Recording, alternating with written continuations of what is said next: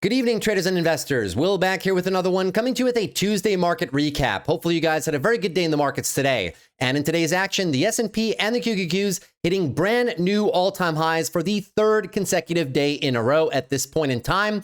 And we're only Tuesday, and we haven't even had the rate cuts, and we haven't even had the big tech earnings either. Today was a massive day, but only for a few key companies. If you see the heat map right here, you'll see that most of the gains were really concentrated into some of the largest players in the market, but we did have some historical events today. Apple, over the course of the session, crossing the $4 trillion mark for the very first time. Microsoft crossing the $4 trillion market cap mark for the second time in company history at this point. And then NVIDIA, the biggest one of them all, coming up huge today after their GTC conference, almost coming up to $5 trillion with the after hours move. It was an absolute monster day for the markets. You might not see that reflected on the S&P that much. That's because most of the market was left behind in the action, but we had a mountain worth of news over the course of the day today. Everything from President Trump and President Xi trying to negotiate tariffs down as part of the fentanyl 20% tariffs. We had huge nuclear deals by the US government. Cameco and Brookfield being involved in an $80 billion US nuclear reactor deal. Then we had some huge news out of OpenAI and Microsoft. OpenAI restructuring their company, which does come to benefit their main partner in Microsoft. Then we had a massive day here, guys, in terms of NVIDIA's GTC conference. Most people were only expecting some updates in terms of technological advancements, but we got far much more than that. We got huge announcements here. A big announcement with the Department of Energy for 7 new supercomputers, $1 billion investment in Nokia, AI partnerships with Samsung, with AI, and an upgrade in material information, something we were not even supposed to get much before their earnings, revising expected earnings over the next 6 quarters to $500 billion plus. The expectation for the next 6 quarters was around 340 to 400 million. So, or billion, excuse me, far surpassing the expectations. And to wrap it all off, we even got a big old dynamic duo here, partnership between Palantir and NVIDIA, and we will be looking at some comments of the two CEOs at the same time, giving an interview to CNBC. Thereafter, we had more deals, NVIDIA and Uber to advance robo-taxi developments in 2027, 100,000 autonomous vehicles to be specific. Now, formerly, Uber and NVIDIA were just engaging in data sharing partnerships. Now they're actually putting pen to paper and going on the road for autonomous vehicles. An absolute mountain's worth of news happened in the markets today overall, and I'll be here to recap every single portion of it with you guys. So in today's video, we have so many things to cover. Number one, I'll be going through all of the news headlines that we just talked about and going in detail, especially about the NVIDIA GTC conference, because it was very, very large and it should not be ignored. After we're done all of the pieces of news, we'll be recapping 3 company earnings for you guys. Number 1 is going to be SOFI, number 2 is going to be PayPal, and number 3 is going to be Visa. Shout out to all the other companies that reported earnings today, but we just don't have the time. I'll try to catch some of those up on the Friday session. And of course, you guys know it's going to be a massive Wednesday and a massive Thursday as we have all of the rest of the big tech players that will be reporting overall. But for today, we'll keep it to SOFI, PayPal, and Visa earnings, of course. Thereafter, we'll get into our major index rundown of all our major sectors, see which sectors are leading, which sectors are lagging, and how we could possibly best position in these markets right now. Thereafter, we will take a look at our big tech list as well. After a very historic day like today, there's a lot on the table to be looking forward to into Q4, and especially into the earnings over the next few days. So we will derive which one of these companies represents a decent either swing trade opportunity or long-term positions overall. At the very end of the video, I will try my best to get to the biggest gainers and losers of the day, but depending how long this video actually takes for the news releases and for all our earnings, we might just not have the time. So I will try my best. As you guys know, I kind of film these videos raw and just go through them. But if the video after earnings and the indexes and the big tech names, if that takes us over an hour, I might not have too much time to spend on the biggest gainers and losers of the day. So we may have to do those tomorrow. But I do want to cover all the news pieces today because they are very important. And that's going to be it for today's video, guys. It should be a very fun and action-packed video. We got a ton of information on the quote-unquote AI revolution that you guys definitely need to be paying attention to moving forward, of course, because things are moving a lot faster and things are going to be a lot bigger than some people are possibly expecting as well. So that being said, let's dive right into it, shall we? The S&P up 0.27 today, the Q's up 0.77, but as we said in the introduction, most of that had to do with the outperformance from a lot of your big tech players. Google, Meta, and Apple unfortunately getting a bit left behind in the action, either slight loss by Google or soft gains by Apple and Meta overall. Financials kind of nowhere to be seen today. The bank's not too bad. Some of the credit card players down, but Visa did have very decent earnings, which we will cover. The insurance companies were down after some earnings by Brown Corporation. And as you can see, the rest of financials not doing too well. Healthcare, kind of the same concept, bit of a consolidation day for healthcare, and the bottom half of the market just not feeling it at all over the course of the day today. Everything from consumer defensives to the bottom half of industrials, real estate, utilities, unfortunately moving to the downside. A big focus today was on all of the big corporations in the market, and especially some of the nuclear deals that were brokered very early this morning. Moving on to the one-day relative, you can see that even better to where only technology and basic materials were able to make it out alive. Shout out to consumer cyclicals. They tried, but not very broad-based overall. The entire rest of the market, unfortunately, was down. And even your interest rate sensitive names, today, yields actually went down. The market didn't care. It consolidated them anyways. 1 week relative performance, guys. Technology, communication services, still leading the charge out ahead. And to the downside, still consumer defensives, real estate, utilities, your bottom half of the market, just not performing too well over the course of the last week of action overall. Funny enough, we are still somehow in a fearful environment despite being at the all-time highs. And that's still possibly some concern surrounding the momentum in the market being somewhat concentrated into the AI-centric names and other aspects of the market just being a little bit left behind, not quite recovering in terms of the breadth since the overall China deal, or rather the China tariff threats happened about 2 weeks ago at this point in time. So before we get into more technical analysis here, guys, we're going to cover all of the major news events. Let's jump right into it. So piece of news number one came out very early this morning, and it was Trump and President Xi to discuss lowering the China tariffs for the fentanyl crackdown. There's currently a 20% surplus charge in tariffs in terms of fentanyl-related levies, and those are potentially going to be cut in half. I will remind you, we will hear from President Trump and President Xi directly upon their meeting, which is going to be Thursday, but Thursday Asia time. So we will get the results of that meeting tomorrow evening on Wednesday night. Couple that with the fact that you also have Jerome Powell coming with a rate cut tomorrow, and it should be a very busy day along with all of the big tech earnings that we were previously talking about, Meta, Microsoft, and Google, of course, being the biggest players that we have over the course of the day tomorrow. So that was a big piece of news early this morning. It helped lift the markets a little bit. And then we got this one. Cameco Brookfield involved in a $80 billion U.S. nuclear reactor deal. You can see the impact that that had overall on Cameco's stock price today. CCJ up 23.5%. Unfortunately, a lot of the other nuclear players that did not get a mention in that deal, well, they went down. It's bullish for the overall industry, but today's action was really concentrated into those two names overall. Taking a look at the article, the U.S. government agreed to a $80 billion deal with Westinghouse Electric Co. to build nuclear reactors, the latest push to meet rising demand for electricity from artificial intelligence. And this is going to matter an absolute ton when we get in to all of the good stuff from the NVIDIA conference overall, from this one right here, from the GTC in Washington. It was a huge, huge event today. The strategic partnership, which also involves Brookfield Asset Management and Canadian uranium producer Cameco, aims to deliver on the President Trump's AI ambitions and scale up an industry he sees as vital to competing with China. It will create tens of thousands of jobs.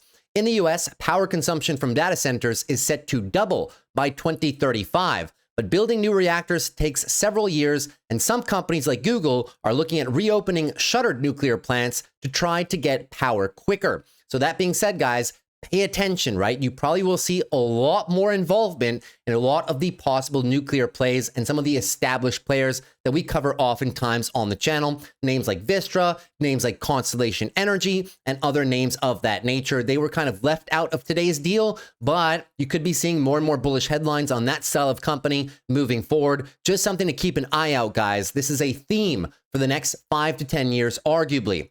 Thereafter today, we got a huge announcement from OpenAI. They completed a restructuring of their business, dividing their business into two parts, a non-for-profit, which they've always been, and a for-profit entity as well, solidifying Microsoft as a major shareholder of the for-profit entity. Let's move into the article. Microsoft, which had invested more than $13 billion in OpenAI and backed the company as early as 2019, said it supports OpenAI's recapitalization and now holds an investment in the company that is valued at $135 billion. So 10xing in terms of their investment in OpenAI, or roughly 27% of the company on an as converted diluted basis, talking about the for-profit entity that came as a result of the restructuring. The company said it previously held a 32.5% stake in the for-profit on an as converted basis, excluding OpenAI's recent funding rounds. Now, why did they agree to take a bit less in terms of a portion of the company?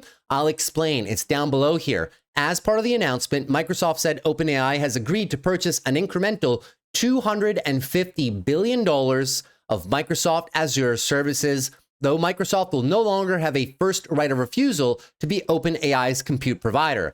And this last part of the sentence here, the right of refusal, just meant that Microsoft previously could say, listen, we don't want you shopping elsewhere for your compute power. You kind of have to stay with us. You guys know that OpenAI has been brokering deals all over the place recently for compute power, and there was a bit of cloudiness surrounding whether or not Microsoft was going to allow those deals to go through. Well, now analysts have a lot more clarity.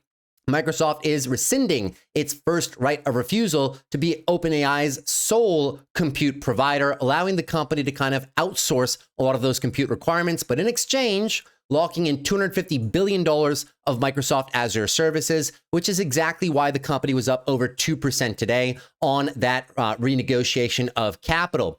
Thereafter, we get the biggest piece of news of them all today. And as I said, we weren't really expecting any crazy updates from NVIDIA. Only some technological updates, such as we got in the last GTC conference, but Jensen Huang came out swinging today and really keeps changing the game.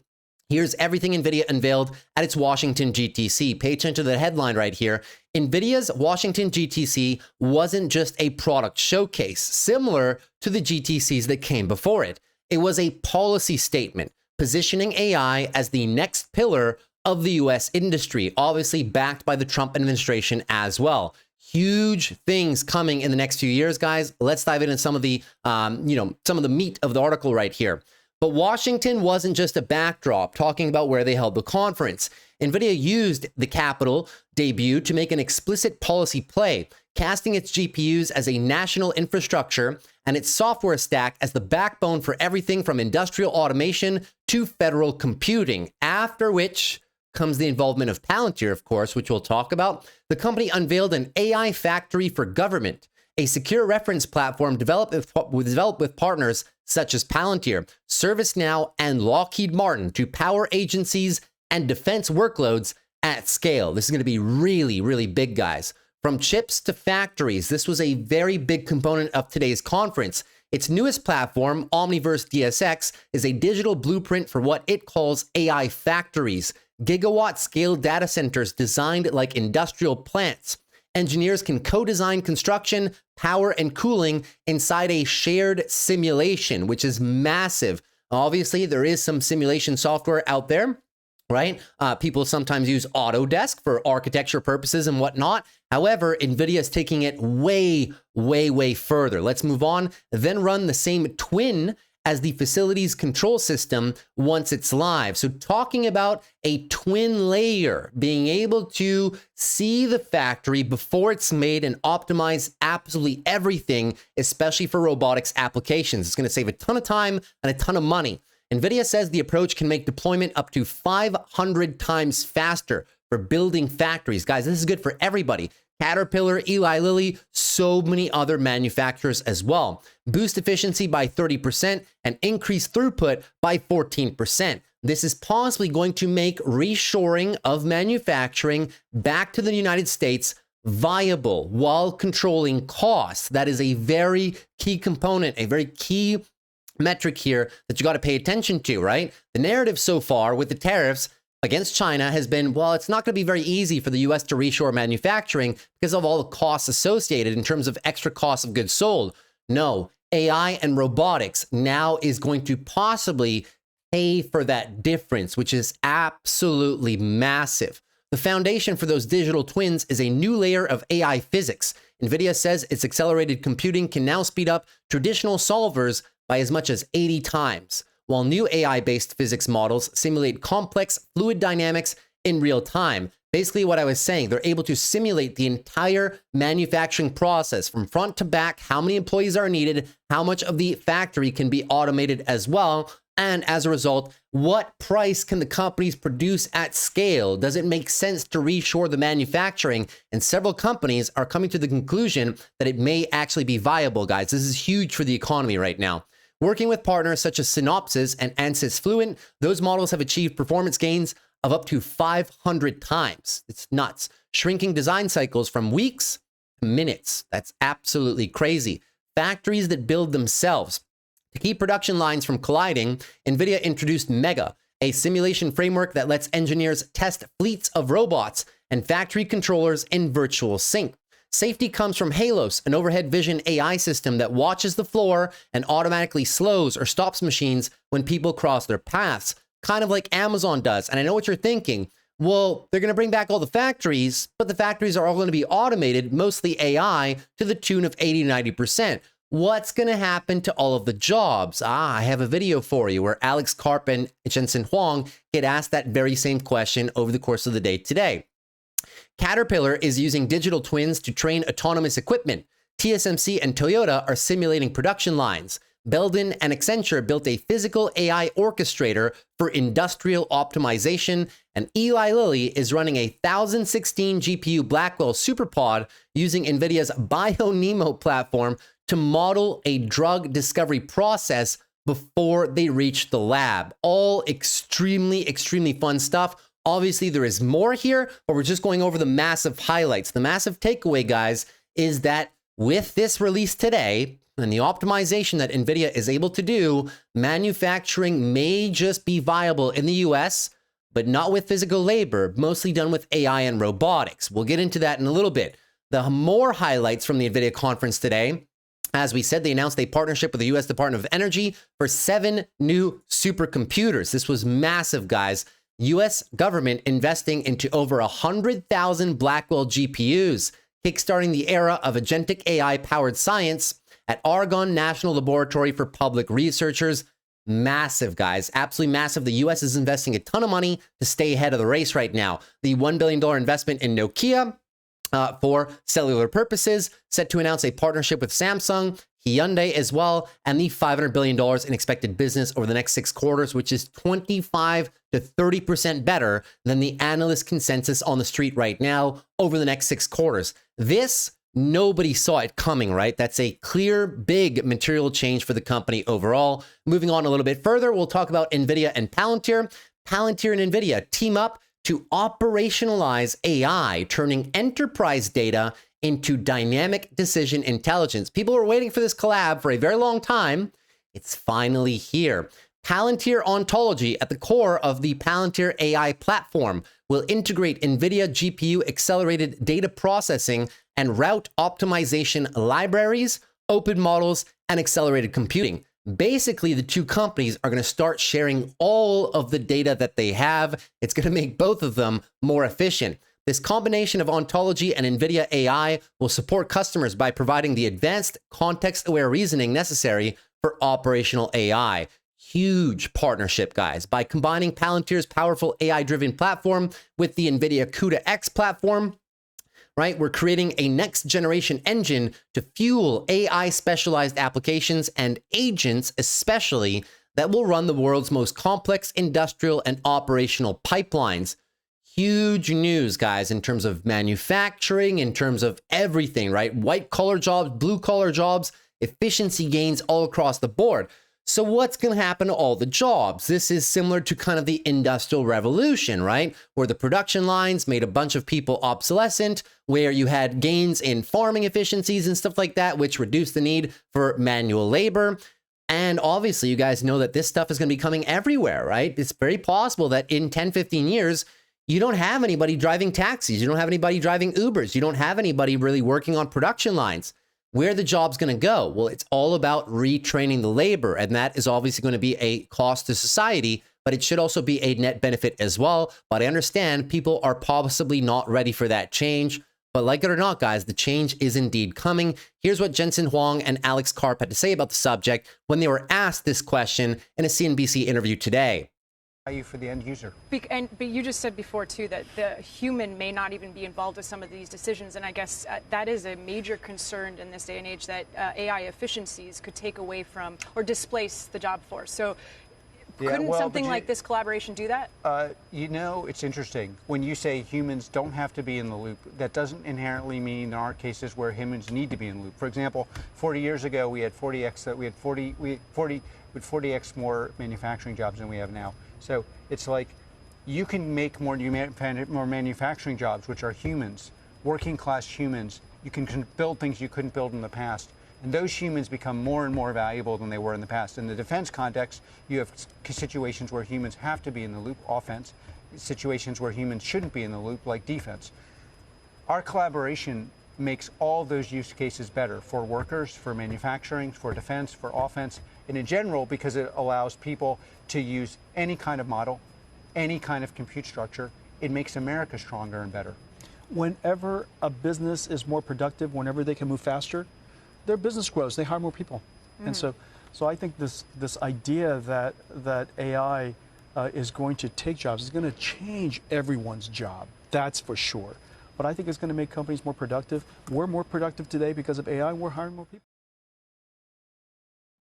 So essentially, that was what they had to say. They are talking about something in economics that is known as the good old... Oops, sorry, let me stop this one right here.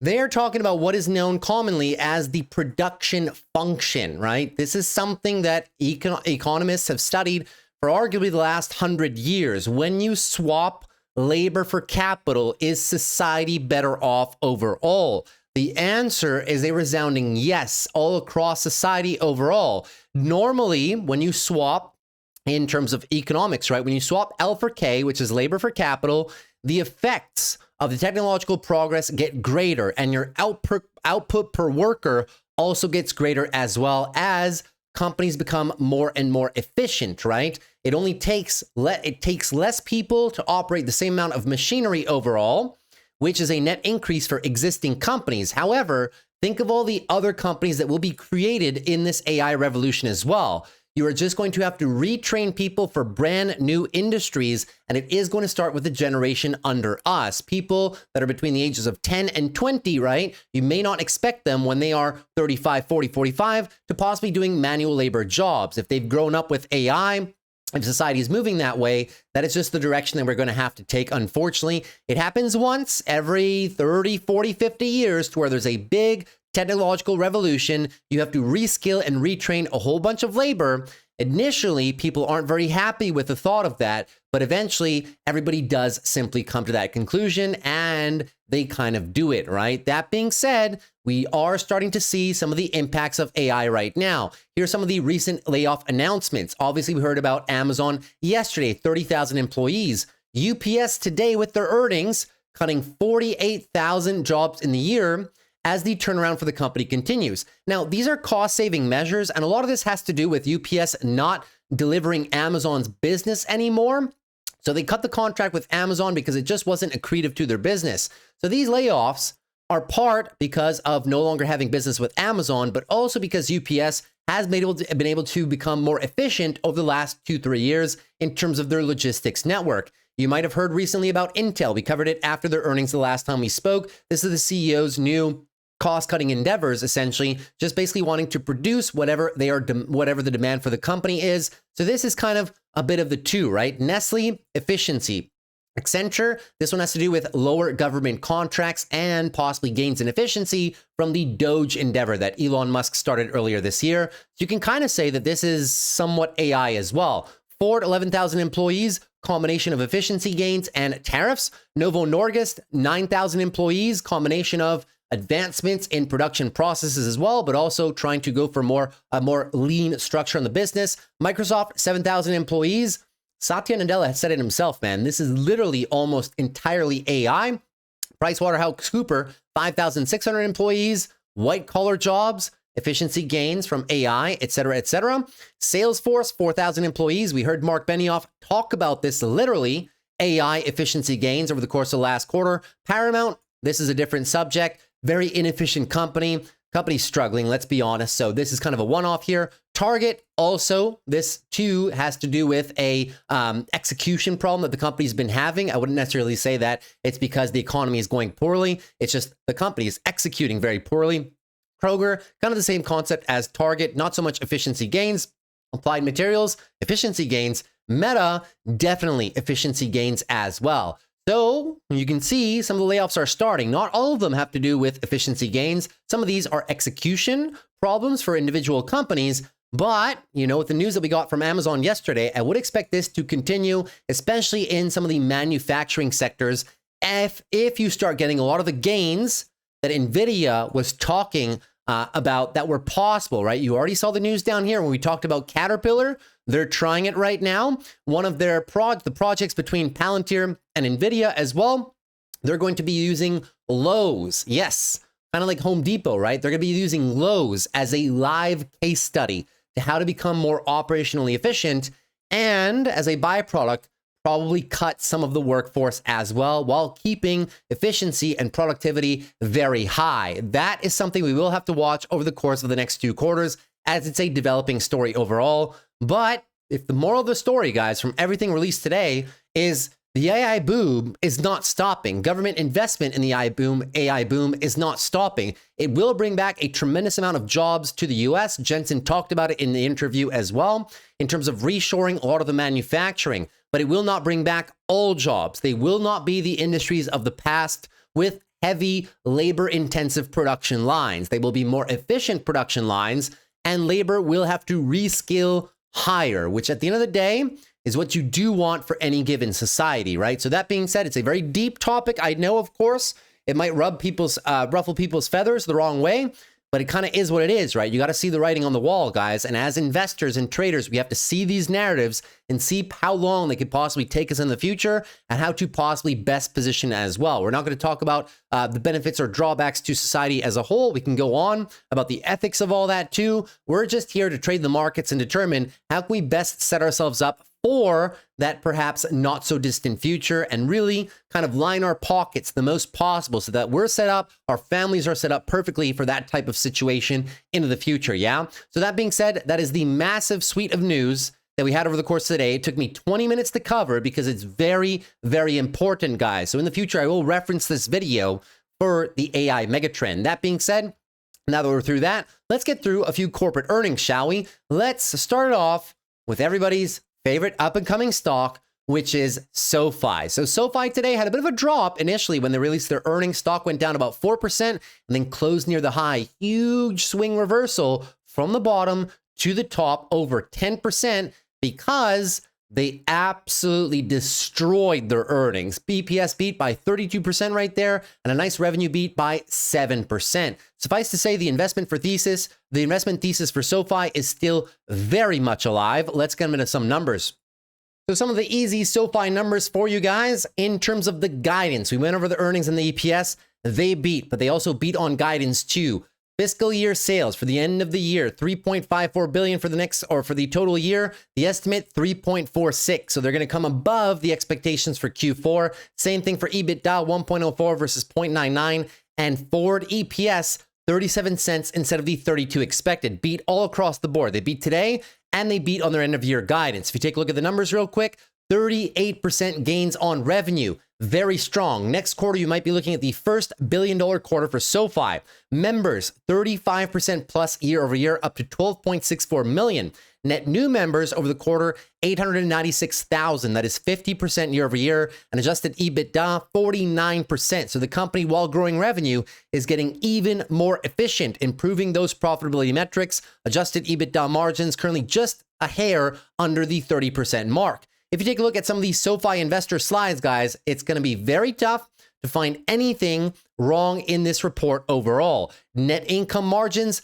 14%. Last quarter was just around 12, so improving their net income margins as well. Fee-based revenue, 50% year over year. Financial services and the tech platform revenue combined, 57% year over year. Massive loan originations and the net charge-off rates actually decline. So the business is getting more and more loans, but the credit worthiness of their clients is getting even better and better. Phenomenal quarter by SoFi overall. Of course, SoFi is positioning themselves as being the one-stop shop from everything from banking, credit cards, investing in loans. What a change for SoFi, man. A few years ago, they were only doing loans and a lot of student loans. Now they have broadened out to absolutely everything. Two of the biggest things that SoFi plans to release into Q4 is the following. Number one, you will finally have level 1 options for the end of the year. Long calls, long puts, right? As well, and covered calls and integrations of stable coins and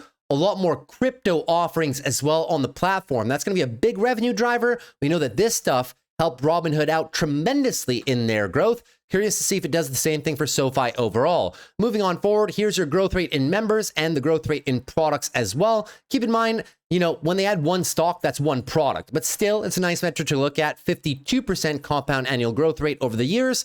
36% year over year at the current time right now. And here's your member growth rate, 35% overall. Adjusted net revenue, you can see the efficiency gains here, 38%. Last quarter was 26% overall. Very strong gains. EBITDA as well, 29%. And adjusted net income finally flipping positive for SoFi right now over the course of the last 5-6 quarters. And now 15% net margins, which is a big improvement over last year's 9%. Very strong, taking the same kind of route that Robinhood was going from negative margins up to positive margins, and now probably going to push into the 20% mark over the next few quarters as well. In terms of your fee-based revenue, that was very, very high, guys. 50%, very strong. And in terms of your long-term approach, right, they're trying to improve margins over and over and over. Company is a big proponent of the rule of 40, which states that the combination of the revenue growth metrics and the EBITDA margin metrics need to be over 40. You can see that SoFi is respecting that at a nice, cool rate of 67. Very, very strong overall, guys. If you take a look at some of these segments in terms of the breakdown, financial services, that's all their loans, the credit cards, the stocks, et cetera, et cetera, et cetera. Net revenue, very strong, of course, and the contribution margin and profits. This side of the business is getting larger and larger in comparison to the other side of the business, which of course is the, and it's down here. We'll cover it later. It's the technology side of the business, which of course is their Galileo platform. But we're just going to spend some time on the lending numbers really quickly. Lending higher, looking very strong right there. Overall, 23% year-over-year growth in lending. Originations, a lot more personal loans in relation to student loans. They still have a lot of student loans, right? But now look at the home loans, doing more and more home loans over the course of the past 3-4 years, which is obviously building the loan pipeline out for the business really well. What about the credit performance, the credit worthiness of their clients? Look at the net charge-off rates. Personal loan in the gray area right here. Net charge-offs, very strong performance here, guys, over the course of the past year, from 5.4 down to 4.2. So obviously not a problem for them. The black line, personal loan charge-offs from 3.84 down to 2.6, improving that metric as well. And the student loan net charge-offs as well. Here you have obviously 0.69%, so not bad. Excuse me, I think I said student loans for the black line. That's just personal loan net charge-offs. And so there you go, right? So everything doing pretty good. And look at the weighted average FICO score for the average personal loan and student loans as well. Very strong overall for the business. Nothing to report at this time in terms of that. Technology platform segment is their Galileo platform. If you guys aren't familiar with SoFi, yes, they have the financial services side of the business, which everybody focuses on, but they have Galileo. Galileo is a backend that they help other banks to build upon. Let's say I'm Deutsche Bank, and this is a real example, and I want a new app, and I want a new user interface for my website, something really smooth, something that people like a lot, but also something very fast. We know that major banks don't really have the technology to build out a backend like that. It's just not their purpose. That is when they would use Galileo's technology, right? So it's a backend that you can customize for a partner, right? So here you can see net revenue from those partnerships. 12% year-over-year growth, which is very strong too. And the profit margins are very decent as well, and upwards of 30%. So very strong. Technology platform accounts, you're down a little bit, just a little bit, right? But still, you know, this can oscillate up and down, but we do expect SoFi to be able to kind of build out more solutions for a lot more of the banking players moving forward into the next few years as well.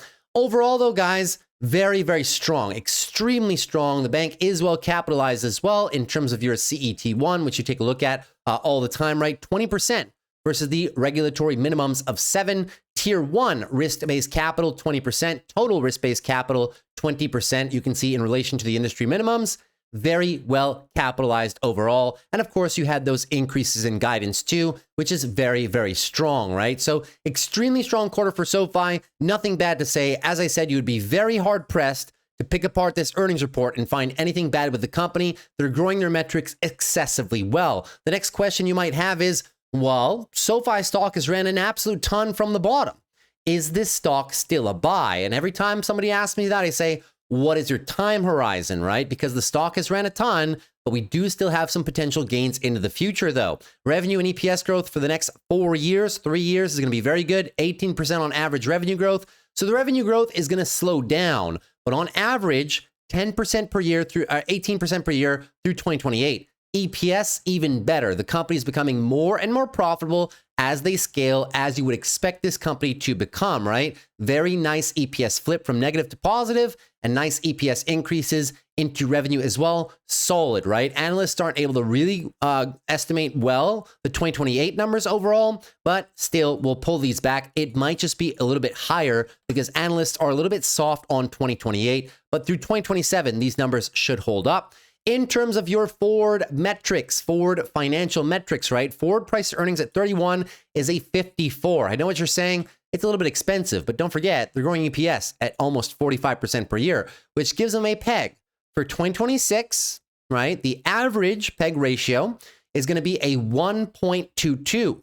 Very solid. And in terms of your forward price to sales, it's an 8.66. This is not that bad at all, guys. Matter of fact, if you just use straight line valuation, right, and we take it for 2027, this could be, if they trade between an 8 and a 10, 8 would put you right about here. 8 times 5.21 billion, it puts you about a $41 billion company, which I'll admit is not that far off the current valuation.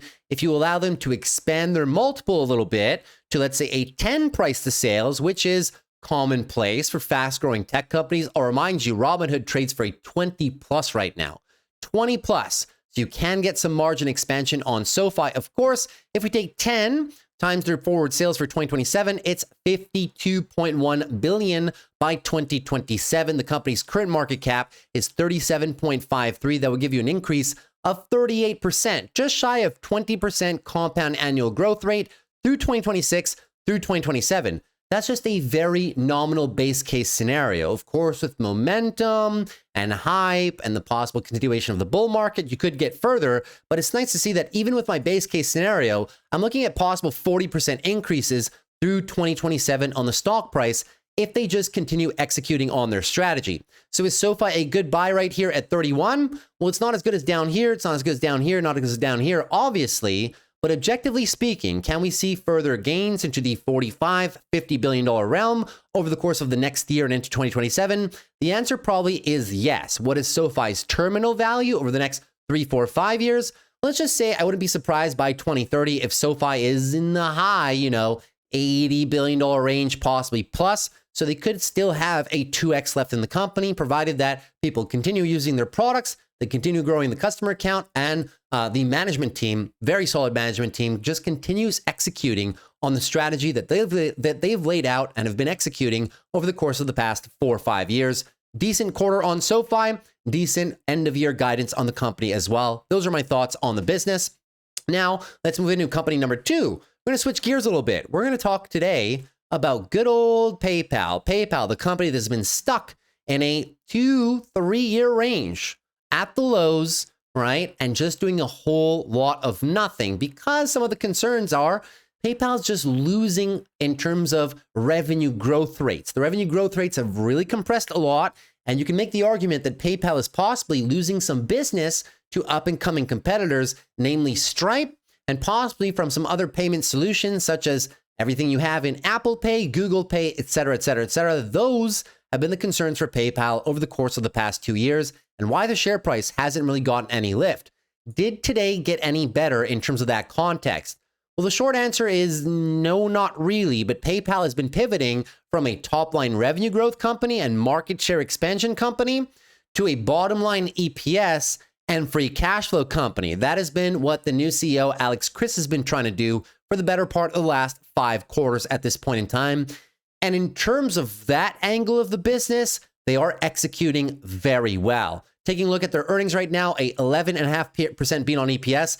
That's what you want to see, man. If they're focusing on EPS and free cash flow, you want to see the big beats on EPS because that's what they're focusing, right? On margin expansion, EPS expansion, free cash flow generation, and then a large amount of buybacks for the shareholders.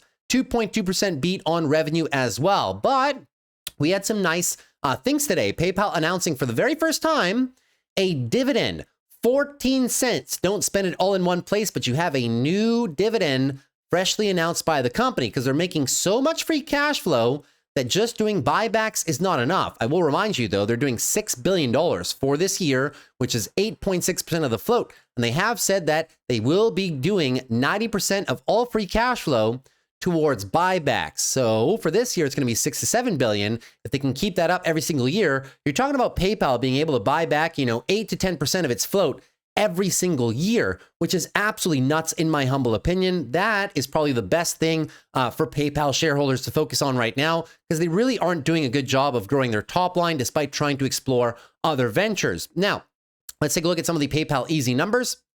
So if you just take a look at the numbers real quick, revenue was up 7% year over year. Not the greatest, but in line with guidance. Adjusted EPS was up 12% year over year. That's what you want to say. Total payment volume was up 8% per year. Not bad, but no longer in the double-digit growth category, of course. And active accounts, the big problem for PayPal, not able to expand this again. 438 million. They've been stuck at this rate literally for the past 3-4 quarters at this point. And that's been one of the common concerns from PayPal shareholders is they're just not growing active accounts, monthly active users so much anymore. That being said, it wasn't terrible in terms of the guidance as well. They did increase their guidance after a double beat today. You can see here that their October guidance for revenues for the end of the year, 15.45 to 15.55. Back in July, it was 15.35 to 15.5. So raising the bottom end, raising the top end a little bit. Not the most phenomenal increase in guidance for revenue, but not too bad. The highlight was in gains in EPS. So the fiscal year guidance for 2025, this is now 15 to 16% growth with a nice bump on EPS, as opposed to the previously established 11 to 14% growth. Once again, this is the best thing for PayPal shareholders because we know revenue growth has been a problem for them. And Alex Chriss is trying to stimulate, or rather trying to use several growth levers to stimulate growth in the business. But as of right now, only efficiency and margin gains, not so much on top line revenue. That being said, they're trying a couple things, right? And they talk about this in the earnings slides overall in terms of, expanding product offerings, launching BNPL, which is their buy now, pay later endeavors, et cetera, et cetera, et cetera, rewarding consumers more and more. We can talk about more stuff right here in terms of where's the, there you go. So PayPal World transactions, adding more global partners, et cetera, et cetera. Agentic commerce services, which we'll talk about in 2 seconds, I promise. Ads. PayPal is now going to sell ads on their platform, and obviously the crypto and stablecoins endeavors that they're trying to kind of get into right now. PayPal USD stablecoin now over $2.5 billion in market cap. So they're trying different things. Maybe, just maybe, this piece of news right here is going to help them. That's why the stock got so much lift today. PayPal signs a deal with OpenAI to become the first payments wallet in ChatGPT. I don't know why the market reacted in such a bullish fashion to this. They literally hinted at this partnership about a month ago at this point. So I'm not too sure why the market was super surprised because it definitely didn't push it up on guidance. It pushed it up off the reaction from this OpenAI news. But I'll tell you guys why it's not super bullish. It's good, but it's not as bullish as some people might think. Let's move into the article real quick. PayPal has signed a deal with OpenAI to have its digital wallet embedded into ChatGPT so users can pay for items found through the leading consumer AI tool. ChatGPT literally disclosed this information, but it wasn't a sealed deal just yet, right? But they did tease at this when they were releasing all their new functions and features about a month ago when they were including APIs from Booking.com, from Expedia. You guys probably remember that, right? Well, they did shout out to payment processing providers being integrated into ChatGPT. Now we have the confirmation that PayPal is going to be the first one.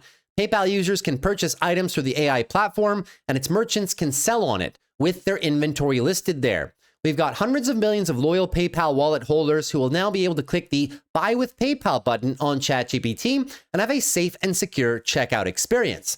It's a whole new paradigm for shopping, said the CEO Alex Chris. It's hard to imagine that agentic commerce isn't going to be a big part of the future. That's very good. Why were people not that impressed after the release, and why did PayPal just go down today? Well, people quickly figured out if ChatGPT is going to do this for PayPal, they're going to do it for everybody. So unfortunately, this does not address the total market share concerns and the erosion of market share that PayPal has been facing against competitors in the last 6, 7, 8 quarters at this point. If anything, they're the first player on ChatGPT, but they probably will not be the last. You will be able to check out probably in the same branded fashion with many, many, many different providers, but at least PayPal has the first mover advantage. So we will see how well they can actually capitalize on this moving into the next quarter or two. If you take a look at more slides, you'll see that a lot of the numbers are just not that impressive overall, right? Revenue is only up 7% year over year, total payment volume 8%, transaction margin, which PayPal uses a lot, right, for profitability metrics, 6%. Non-GAAP EPS was the highlight, and free cash flow, the other highlight, right? So we're not getting the confirmation that PayPal's growth drivers for revenue are working just yet. We do know they're executing perfectly on their cost-saving endeavors and driving money to the bottom line EPS and free cash flow, but the overall concerns surrounding PayPal's business for expansion, continuing to dominate the landscape, and just not hemorrhaging market share so far haven't been addressed. Now, Alex Chris, the new CEO, was not dealt an easy hand when he took over the business roughly a year and a half ago at this point, but still, he's doing the best that he can with the cards that he's been dealt. Active accounts, you can see, flat, almost 1% year over year. Monthly active accounts, 227 million, only 2% growth year over year, right? Number of payment transactions, year over year growth, 7%. And obviously the transactions per active account, that one was up about 5% overall. If you were to exclude some of the non-branded checkout experiences, that's what, XPSP means. So I will take the XPSP numbers, of course, because it includes pretty much what PayPal is trying to do themselves. So overall, guys, I mean, it was okay. Several lines of the business for PayPal were not doing too poorly. Branded experiences, offline and offline checkouts, online and offline, 8%. Venmo, that was decent, 14%, re-accelerating after being stuck in the single-digit realm over the course of 2024. Branded checkout online, which is important, only 5%. Peer-to-peer, another consumer, 11%, back up to double digits from single-digit realm, which they were in 2024. And the payment service providers that PayPal is partnered with, those were about 6% growth overall. So it's not terrible, right? They're not terrible overall, but as I said, the problems with the business are very clear. But if you're investing in PayPal for their ability to generate a tremendous amount of free cash flow from their transactions, buy back a whole bunch of shares, generate really solid EPS, and now even pay you a dividend, then you're investing for the right reason. If you're investing for PayPal to reclaim its growth status and just start increasing top-line revenue growth, total transaction growth, monthly active users, you may be a little bit disappointed, which is why when people ask me, is it a good time to invest in PayPal? I say, well, what's your thesis, right? Because one thesis makes sense. In one thesis, you're not expecting the business to go back to $300 per share where they used to be at the height of utilization of the service. In the other case, you're just expecting incremental gains, which will be the result of driving EPS to the bottom line, driving free cash flow to the bottom line, buying back a whole bunch of shares, and increasing this EPS number somewhat artificially, right? That thesis makes sense. And for that thesis at $74, you're trading at a very low 12.73 price to earnings. Do not think that PayPal is going to go back to a company that is allowed to trade at a 30 times multiple. Why? because they're not growing revenue that fast. To be quite frank with you, they're not even growing EPS that fast, right? But it's very cheap right now. It's a 1 peg and it's a 2 price to sales. All of these numbers show one thing. Wall Street's projections for growth for the business are not the highest, but will PayPal be able to maintain its payment network, maintain the volumes that it has, and of those volumes, drive money to the bottom line and be more efficient? Yes, PayPal trades at a 9.2% free cash flow yield. So if your thesis is just getting into this company because it's cheap and just by the nature of them increasing EPS every year, their stock price will get a casual bump and could possibly recover to the $90, $100, $120 plus levels, that makes sense, right? But if we're buying into this company, expecting them to go back all the way to $300 per share because they've massively increased their top line revenue growth, you may be a little bit disappointed. So that is the whole thesis for PayPal. Hopefully you guys enjoyed that. Now that's it for company number 2. Company number 3 should be a little bit shorter. And this one's going to be Visa, a nice, boring company. Visa only up 0.35% in the after hours after disclosing their earnings. Did they have bad earnings? No, but it was just a very boring run-of-the-mill quarter for Visa overall, which is kind of like what you want to see if you're a Visa shareholder, right? These guys were not reinventing the wheel. They're just a very high-margin business with a massive payment network and a very solid customer base. In terms of their earnings, they beat EPS by 0.4%. They beat on revenue by 1%, but I guess Wall Street wasn't super impressed with that enough to give them a 10% lift after earnings. But then again, Visa never really moves that much after earnings. But the reason I bring up this company, it's not the sexiest company at all. I will agree with you. But what they do extremely well is every single quarter, this company will give you high 40s to mid 50s net income margins. Almost every year, even in times of economic turmoil, they're increasing EPS and they're raising revenues as well. It's a very consistent and a very predictable business and can be included as part of a overall portfolio just to maybe balance some of the tech names. It's a very wide moat. These companies, MasterCard and Visa, do tend to outperform the S&P over time. And as a result, this is why I have Visa in my own long-term portfolio to kind of come and counterbalance a lot of the tech-heavy names that I do have. Let's take a look at some of their earnings numbers real quick and determine whether or not this company right now is a buy. If you guys have been watching my videos for the past few weeks, you probably know the answer to that already. It's very rare to find Visa trading for under a forward 30 price to earnings multiple. Very rare, but now is one of those times. So taking a look at their earnings, how did they do overall? Well, not too bad, really not too bad. Non-GAAP or GAAP, 12% net revenue gains. Very solid, nothing fancy there at all, right? Take a look at GAAP net income overall, non-GAAP net income profit margins, check. 54% net margins. That's down a little bit from Q2 where they had 56.8, but still excessively high margins. You're really hard pressed to find any companies generating above 50% net margins in the entire market overall. Key business drivers, payments volume, 9% growth year over year. Cross-border volume total, 12% year over year. Processed transactions, 10% year over year. These are really good numbers overall. 2025 US payments volume growth, just staying steady right here at about 8%, slow down from the month of July where they were about 8.5%, but still, this is very par for the course for Visa. 2025 processed transactions growth, also very par for the course, sometimes above 10, sometimes slightly under 10, but that's been their growth rate for a few years at this point. Cross-border volume remains excessively strong right now in the low teens, right? Call it, 11, 12, it's not really teens, right? But just above 10% overall. Here you can see total payments volume growth. Nothing crazy, nothing substantial for Visa, just printing in very solid numbers that the business is used to. Credit, 9%, debit, 10% overall, right? And here you can see the total just at a constant 9%. Very strong payments volume growth, US and international. US, the same it's been for the past couple of quarters. Of course, international, quite strong again at 11%. Visa totals, there you are right there. And the cross-border volume transactions are quite important, right? Because it just gets a sense of, well, are people traveling, right? Like how good are, or how well are people traveling or ordering items from overseas? It just gives you an impression of buying power of the average consumer overall. Total cards, 9% increase in credit cards overall, so increasing their customer base. 5% increase in debit cards for a total increase of 6%. Also very par for the course. So very boring, guys. But sometimes I want to show you how boring this company is, because it's very important to sometimes own some of these, especially if they're index beating companies overall in long-term consolidation ranges, which is where Visa is right now overall. Now, take a look at the free cash flow. Very solid company in terms of free cash flow generation. 5.85 billion in free cash flow. And over the course of this year so far, well, in Q4, they've brought back almost $5 billion in shares.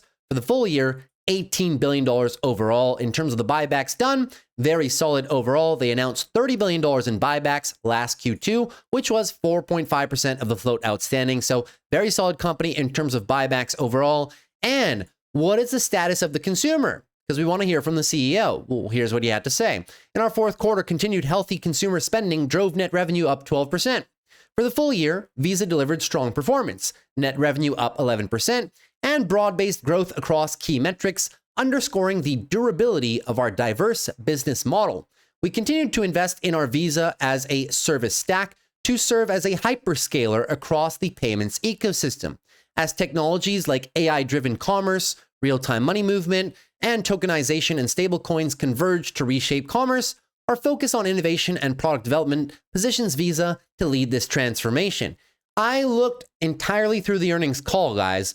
No negative sentiment, no negative commentary in terms of the consumer either, which reiterates what we heard from the banks a few weeks ago, reiterates what we heard from American Express last week, although American Express does cater to a more high-end consumer overall. No problems with the consumer in terms of Visa overall. Now, in terms of the business, right now, after 7-8 months of consolidation at the 12 EMA, which has historically, right, other than maybe COVID or the great big bear market of 2022, has the 12 EMA been a good time to buy Visa? We'll just go back and check, right? After 7 months of consolidation with improving fundamentals, keyword improving fundamentals, now at a forward price to earnings for 2026 under a 30, which is not so common. A PEG ratio of 2.26, although it's not the best because their EPS growth rate is not the best. So this is not the best metric for Visa. Usually you focus on historical price to earnings averages for this company and free cash flow yield. It's also very rare to find Visa at a 3.3% free cash flow yield. Now, everybody would love to find these companies at a 4 to 5, but it's just not feasible unless you're in a big market crash when the stock is down like 20, 25% from the all-time highs. Visa right now is indeed at a very attractive valuation, in my opinion, and I will continue to increase my exposure in this infamous location that I've been highlighting for the last few weeks, last few months. Mid 340s down to 330, in my opinion, is very nice, because at the end of the day, we're looking for the next leg of monthly expansion, which should come just if Visa just continues to stick to the plan and do what's made them great all these years, which is just consistently improving EPS and consistently improving revenue while maintaining very high margins. And that concludes all our earnings for the day. Hopefully you guys enjoyed. We're now an hour into the video and I have not even covered any charts, but arguably the information in this video, especially some of these earnings and a lot of the news that we covered earlier in the video, are far more important because they give you direction for the future. Whereas a lot of these short-term technicals will change a lot in the next few coming days. Number one, because obviously you have all the corporate earnings, right? All the big tech names will change the direction of the SPY and the QQQs or continue the direction over the next few days. But you got a lot of volatility. Tomorrow as well, you got Jerome Powell, and right thereafter, you got Trump and President Xi. So of course, the markets are going to move a substantial amount, but we are not here to predict the markets. We're just here to establish control so we can get a trading bias, long or short, right? Let's get into the charts real quick. So moving into the SPY obviously still in a daily uptrend, but the price action probably not going to matter a whole lot because everything is going to change tomorrow with the big tech earnings. We are not that far off the analyst consensus estimate from a lot of people, from Tom Lee to Morgan Stanley to Goldman Sachs, 700, or in other words, 7,000 on the SPX would be the mark for the end of the year.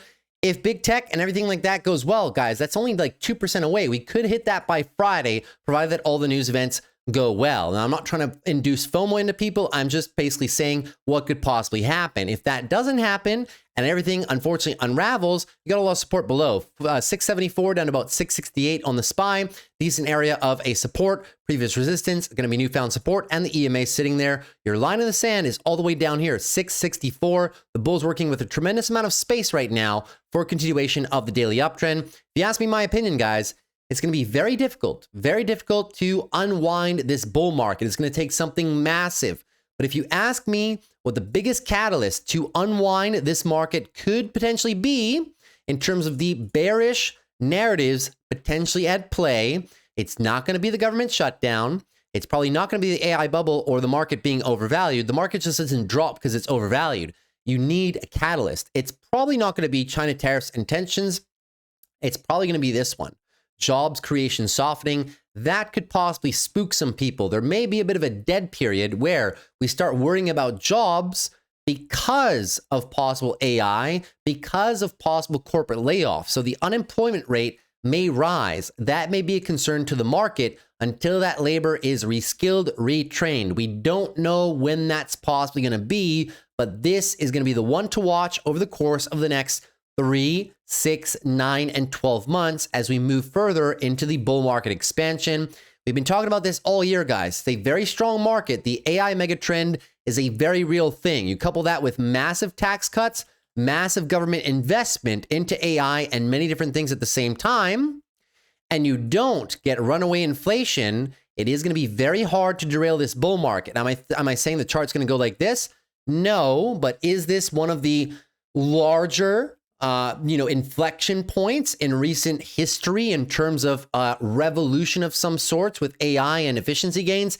Yes, but it will come at the expense of the jobs, and nobody is quite sure how the markets are going to respond to that in the next 3, 6, 9, 12 months type of thing. So keep that in mind if you are looking into a bullish and bearish thesis. Moving on to the QQQs right now. The Qs, very strong move, but triple gap up opens. We will see if tomorrow is number 4, leading into a big push from Jerome Powell, President Trump and Xi, and possibly some big tech earnings as well. At that point, guys, you're going to have to watch out for daily overbought conditions. Right now, though, the bull's creating a ton of space off the lows. Line in the sand down here, 600 to be specific. A lot of room to set some daily higher lows on any pullback. You'd be targeting these guys right down there. 610 down to about 605 is your area of support. We will take this one day at a time, obviously, but for now, the bulls are in full control of every time frame.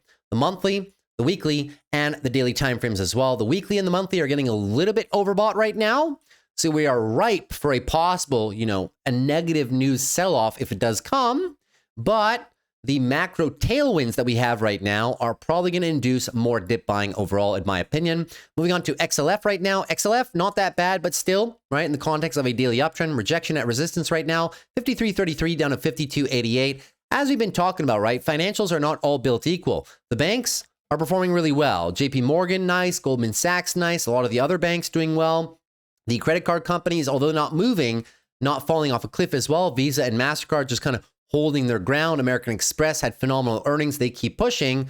Some of the pain points remain in insurance. Berkshire dropping, right? Brown Corporation dropping as well. Allstate dropping. PGR dropping. And that's a big component of financials, which is why you're not seeing the big lift that many people are hoping for. But during this time of consolidation, still a good bet, in my opinion, to be long the overall financials index. You're just looking for a monthly back test of the 12 EMA, prior monthly resistance, current support, right? And now looking for the possible expansion into Q4 and Q1. Moving on to healthcare right now. Healthcare, not the best day for them overall. Bit flat here, still struggling with resistance, 148 down to 145. A lot of space though, anything above 141, looking for a new daily higher low to maybe 2-step blast through this resistance zone. The time frame that kind of gives it away is the weekly. Strong weekly push by the bulls right now. Getting a little bit of resistance right now, as we've clearly said before, but you got one company this week, 2 companies maybe, Eli Lilly and Merck, big players in their respective industry, which is pharmaceuticals.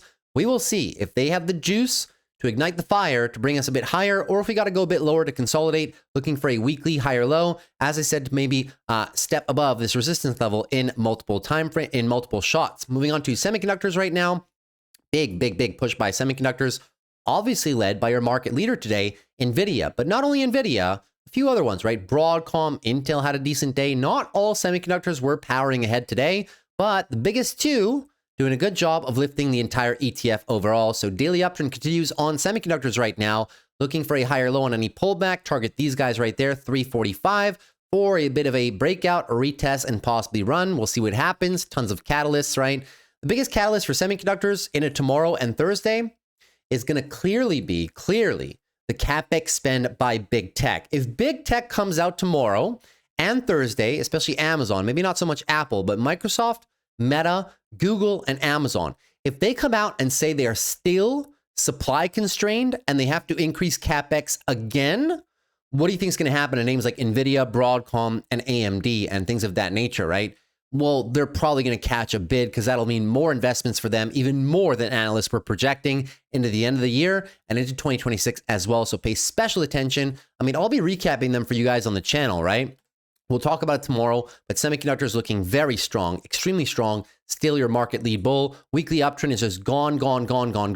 Weekly overbought conditions, but we know that this sometimes can last for a while in the context of a leg of expansion. So until the bulls roll over the timeframes, guys, we can't really be short and we can't really be looking for consolidation. You got to take it one day at a time. And lastly, the Russell. The Russell down about 0.54% today because we know the Russell is not only tech names. It's a bunch of financials names, it's some healthcare names, it's some industrial names, and a lot of those sectors were down today over the course of the session. 241 is your line in the sand. Daily uptrend, looking for a bit of follow through. We'll see if they get it. All the catalysts tomorrow and Thursday are going to obviously weigh on the Russell. That being said, the Russell is still one of my favorite catch-up trades. We're barely above 2021 highs and the late 2024 highs as well.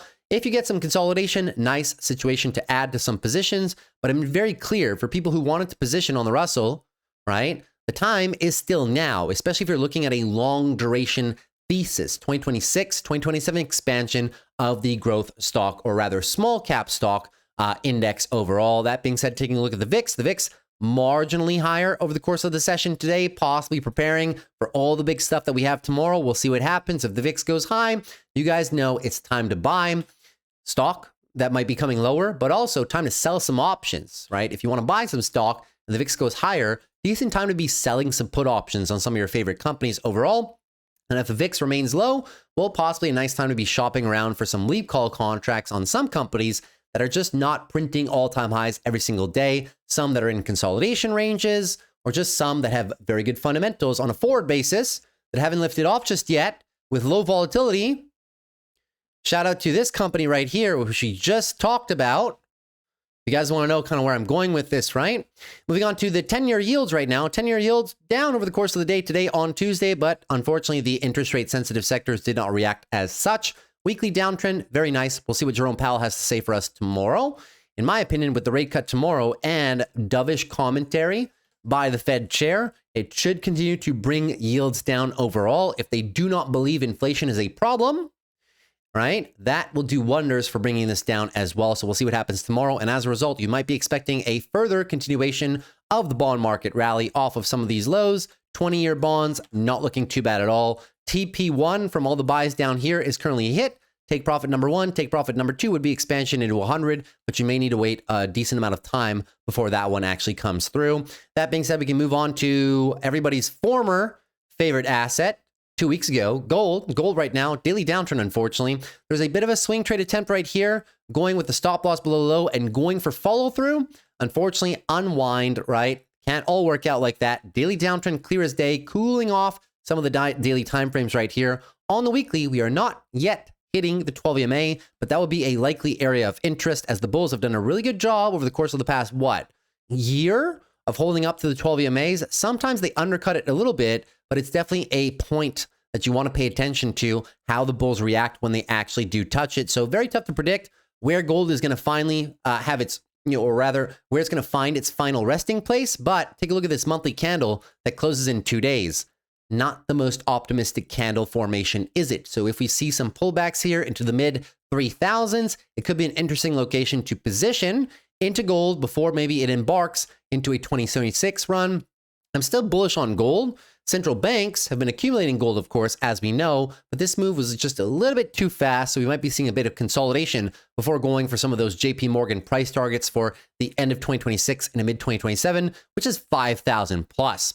Moving into our crypto analysis right now, Bitcoin and Ethereum sadly pulling down, right? But we know we were on the watch for that. 120 down to about 115 is your resistance range. It's been plaguing the bulls for a long time now. Resistance, couldn't mount above it. It's been resistance this entire time over the better part of the last, 3-4 months at this point. It's just very healthy consolidation. In terms of the daily timeframes, we will be looking for a daily higher low, anything above 107, looking for a new higher low to possibly make another attempt at smashing through that resistance range. The weekly, unclear price action right now, no clear trend, but the clearest time frame, in my opinion, is the monthly, right? We're just doing the same thing we did back here and here, which is hunting for monthly higher lows into a support range, into a monthly 12 EMA, something we've been holding for a while on this Bitcoin rally, right? As a result, I do still like accumulating some Bitcoin down here, selling some put options as well on Bitcoin, not the worst proposition.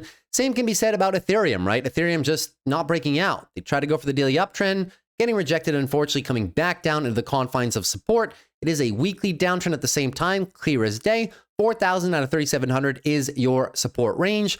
In the event we drop a little bit lower and close this monthly candle in a bearish fashion, that is going to be, unfortunately, support broken, and we might just be heading down for the full retracement, which is like the mid 35s to low $3,300 range. It wouldn't look that bad, guys. Even a deep retracement like this would only be 50% of this entire move before possibly embarking on the next leg higher for Ethereum. I'm still very bullish on Ethereum, but you know crypto hasn't been moving that much in the last 2.5 months. So right now, still in a bit of an accumulation phase.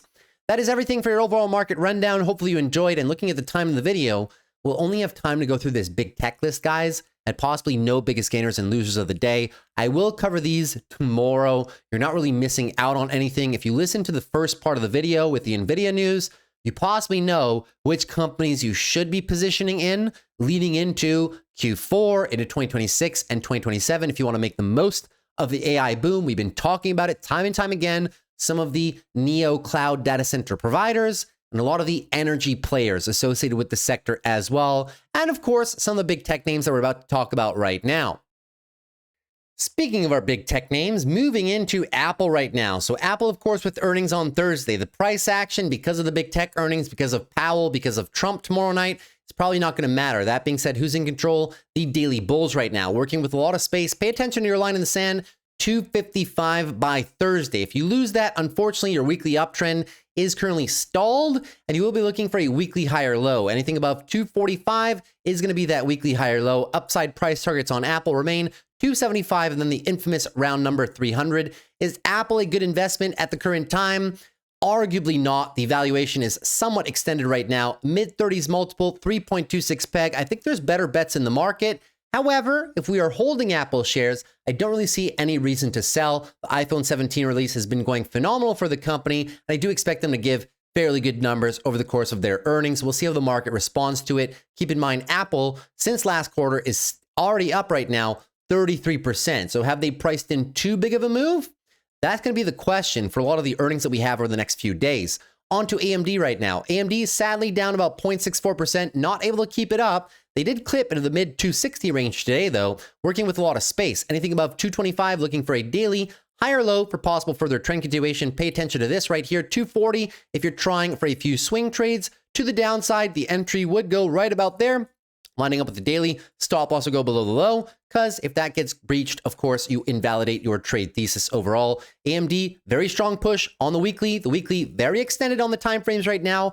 83 on the RSI. So starting a breakout position up here is a somewhat risky proposition on the weekly timeframes overall. So do trade this one with a stop loss if you are trading. If you're a long-term investor right now, above 240, the valuation still makes sense.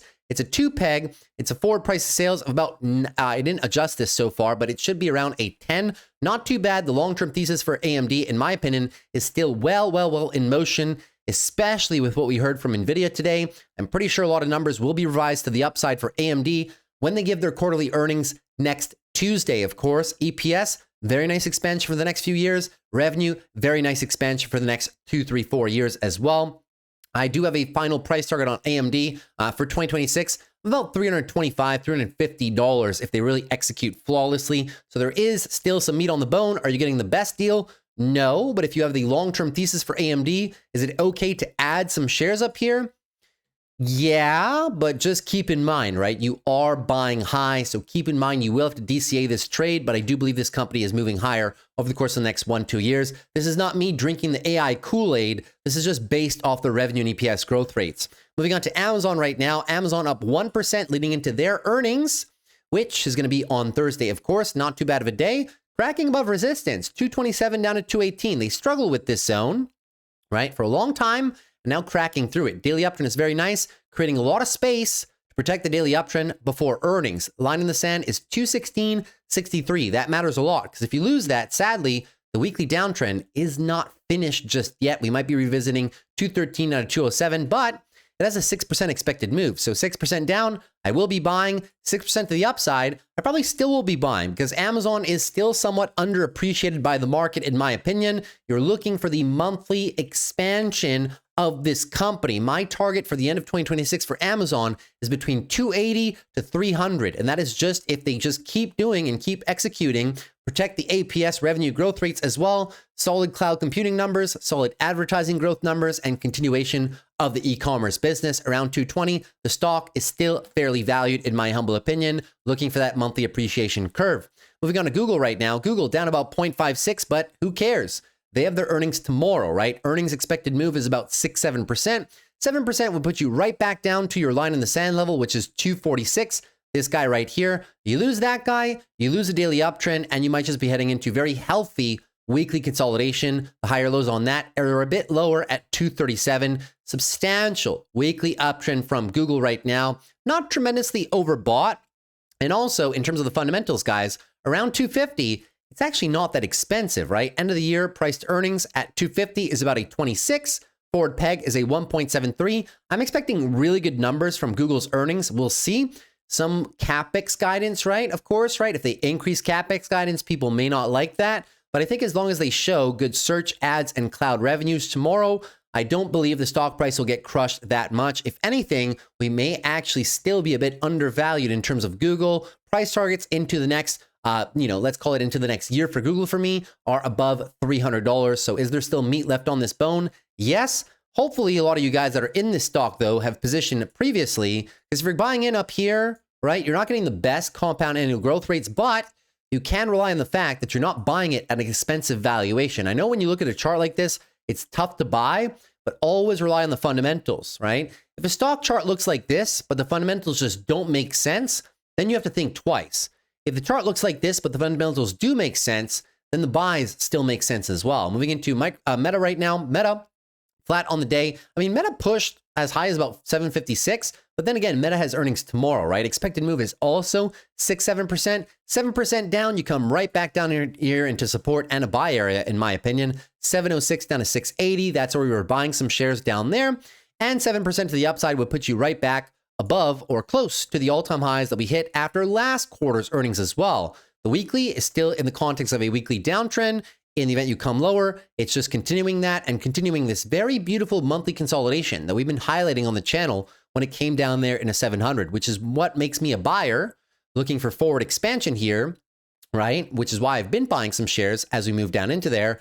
If you start expanding even close to the all-time highs, the valuation is not terrible, but it's not as attractive as some other names, right? It's a 27 forward price earnings, which is decent, but it's still a 2.12 peg. So that being said, right, it doesn't have the highest EPS growth rate, but it's very consistent EPS growth rate. Very profitable company, great free cash flow, EPS, nice expansion in the next 4 years, and revenue, very nice expansion in the next 4 years as well. So Meta and Amazon and Google, probably some of my favorite bets in the market right now in terms of valuation and possible upside in the next 12 months.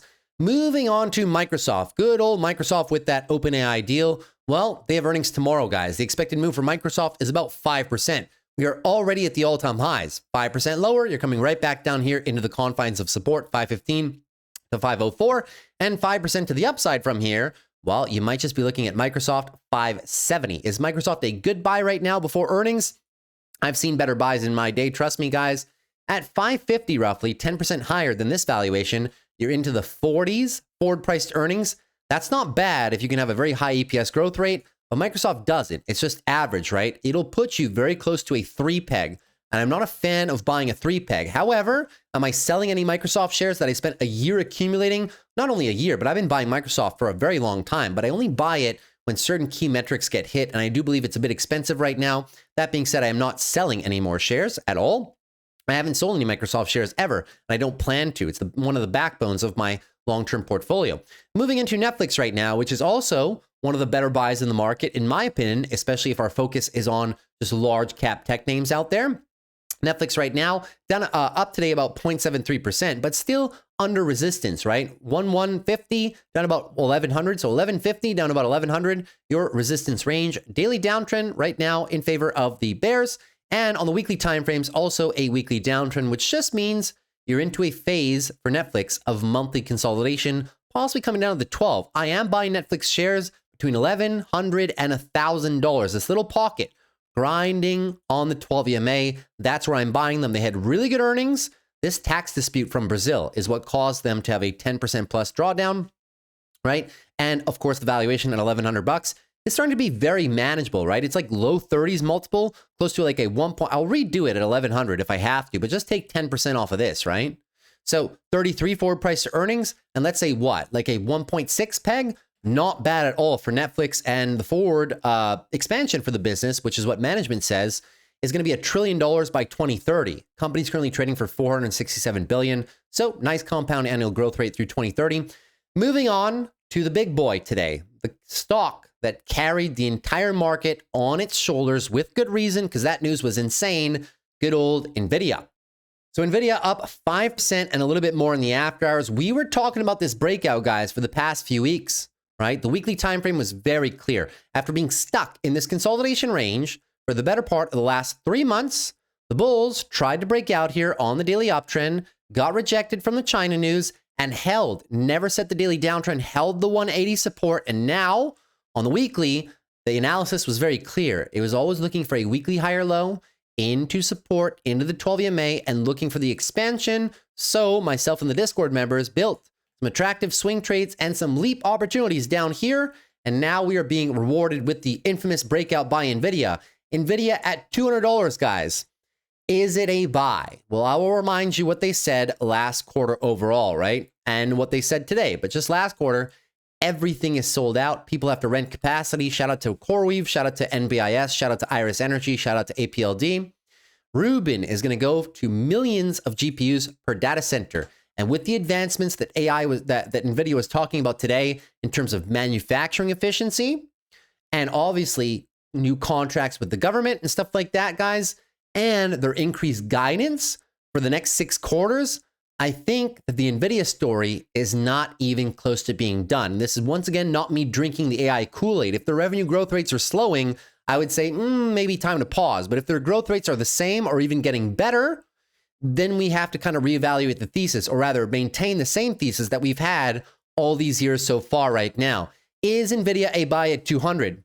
I sincerely, and this is me being honest, not drinking the AI Kool-Aid, I sincerely still do believe that yes, it is, especially with that revised guidance to the upside. I think the next 5-7 years in terms of what the US is going to go through, led, of course, by NVIDIA and other players such as Broadcom and AMD, I don't think we have finished seeing NVIDIA outperform in terms of the AI revolution overall. And the valuation is not that bad at 200. I know at $5 trillion, it might be crazy, but we have to revise our price targets right now with the increase in guidance. My price target for NVIDIA end of 2026, sitting right around 250. And by 2027, it would not be crazy to see this company trade in around $300 if they just continue executing the way that they have been executing in the past. This revenue slowdown ratio, an EPS slowdown ratio that people were anticipating, might not just come because the advancements are here and they're deploying in more and more different verticals. That was always the question, right? Are they a one-trick pony for infrastructure build out, or will they expand the various sales verticals into supercomputers, into NVIDIA drive systems for robo-taxis, things of that nature, into more partnerships with companies like Palantir and things of that nature, into just building these capacities for various individual companies as well, not only the hyperscalers, right? It's going to be probably a long road of price discovery for NVIDIA moving into the future. So I definitely can't be bearish on this stock, guys. And then you guys know me, right? I'm usually conservative with this stuff. And that is still just me being conservative and just looking at things as they are with what they told us would be the case today, and all the different partnerships and obviously the government implications as well in terms of them, partnering with NVIDIA indirectly on certain projects. But of course, we'll see. The LLMs and the chatbots, guys, that's like phase one of where we might be able to go with all this AI stuff. Moving on to Tesla right now. Tesla up 1.8%. Not too bad of a day for them overall. Daily uptrend clearly in motion. Line in the sand is down there at 414. The bulls in control right now, and you would not be surprised, especially you look at this daily MACD right here, right? It's been bearish for like the past month and a bit, looking to swing possibly positive. Now, I know what you're saying. There's no way Tesla can go up and hit $500. Yes, they can, right? It's all about momentum. This kind of like Palantir. A lot of people focus on Tesla's valuation and the short-term negatives, calling it a car business, but long-term shareholders, they're just not selling. And the institutions so far are not negating the long-term positive thesis, which Jensen Huang talked a lot about today. There was a lot of talk about robotics, a lot of talk about personal robots, which is what Tesla is doing with Optimus and things like that.